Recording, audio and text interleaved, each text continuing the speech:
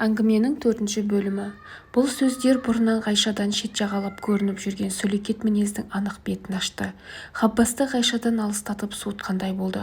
Сондықтан ол бекінген пішінмен «Сені аламын деген уәдені бүгін бере алмаймын» деді.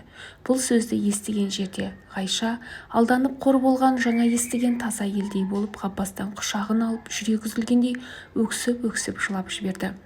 Ғаббасқа бұл жылау ыңғайсыз тиіп еді. Басында тоқтатамын деп айтқан сөзінің әсері болмады. Ғайша бір ауыз сөз айтуға шамасы келмей, іші бауыры езілгендей болып өксіп-өксіп жылап жатты. Ғаббас басқаның бабын таба алмай Ғайшаны құшақтап, бетіне сүймек болып келді де оқыстан бір ой келіп, жылап жатқан қыздың беті мен екі көзін сипады. Ғайша бұл қылыққа ашуланғандай болып, Ғаббастың қолын тартып тастады. Бірақ өртенгендей болып егіліп жылап жатқан қыздың көзінде бір тамшы жас жоқ екен. Ғаббас қолын тартып алып теріс айнала берді де, «Төз тарамас көзінде бір тамшы жас жоқ қой» деді. Ғайшаның өзі өз болып жаман ұсталған жері осы еді. Ол даусы қолдан жасалғандай өзгеріп, «Мен жылағанда көзімнен жас шықпайтын әдетім» деді. Ғаббас тұрып киініп жатып, «Рас айтасың, қайғың үлкен болғасын сөйтесің ғой» деді. Бұдан әрі екеуінде де сөз болған жоқ. Жас жігіт киініп болған соң қош деп шығып кетті. Не дерін білмей төсегіне жабысып, тас болып қатқан қалпында Ғайша қала берді. Ғаббастың бүгінгі мінездері Ғайшаны әбден торықтырды. Енді Ғаббастың қайталына алып келуі екі талай. Жас жігіт есікті жауып шығып кетіп бара жатқан уақытта Ғайша ішінен «Ақырғы рет сенен де айырылдым ба, қош» дегендей болып қала берді. Бұл ақырғы үміт болатын. Ең соңғы сенген адамы осы еді. Ғаббас бір жолата Ғайшаны көрмей кетпес-ау. Өз тілегі үшін де әлі талай рет соғар. Бірақ ол енді Ғайшаның тілегіне табылмайтын болды ғой. Оның өз құмарлығы үшін келгені Ғайшаны жұбатуға жарай ма? Ғаббас Ғайшаға ол үшін тіпті аз керек еді.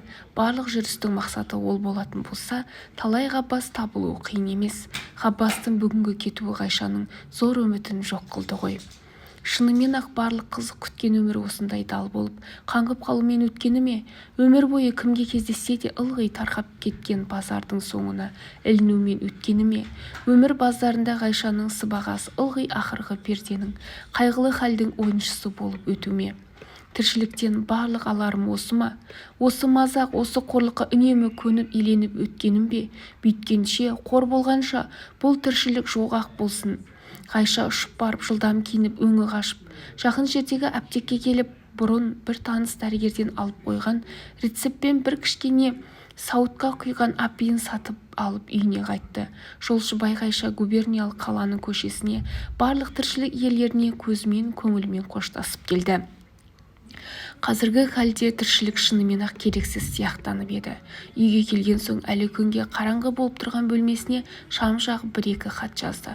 Бұның бірін үйіндегі шешесіне арнады. Біреуін қайғылы қысқа сөзбен Ғаббасқа жазды.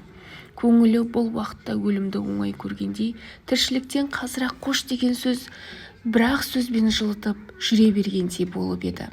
Хат жазып болған соң кішілеу сауыттың ішіндегі қара түсті уға біраз қарап отырды. Бірақ секундте ішіп салу, көзді жұмып бірақ рет бекіну, қазір түбін ағартып жоқ қылу.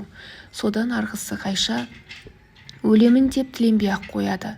Күшті у өз жұмысын өзі бітіреді. Әуелі дайын басын айналдырады, аяғын шалыс басқызып сенделтеді. Содан әрі сұр өмірге қош деп жығылады. Ар жағы мәңгі ұйқы, мәңгі жоқтық. Арасындағы ел Ғайшаның жүрегінде қандай дерттің жүргенін, бұның басы қаншалықты қайғылы мұл екенін сонда ғана біледі. Өкініп басын шайқап таңдайын қағады. Асылдың қадірін білмеппіз-ау деп қынжылады. Сөйте ме жоқ, әлде бұл жерде бірдеме деп өлген жүзіне қарап тұрып күле ме? Жарайды, не болса деп удың аузын ашып, қолына алып аузына көтеріп алып келді. Ақырғы рет айналасына қарап тұрып ішпекші болды. Ғайша айнаның алдына келгенде стол айнасының екі жағында тұрған белгілі балуан мен Ғазиздің суретіне көзі түсті. Оларға да оймен қош бол деп балуанның жуан сандарына көзінің қырымен қарап тұрып, у сауытын аузына келіп төңкеріп қалды. Апиын иегінің үстінен жерге сырылдап тамып жатты.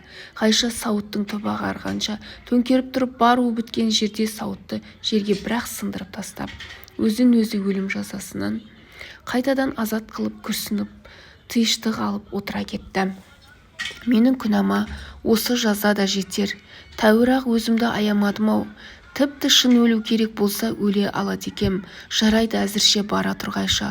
Бұл жолы ақталып шықтың деп бұрынғы қалпында тіршілік күндерін тағы да күтіп қала берді. Әңгіменің соңы. Назарларыңызға рахмет.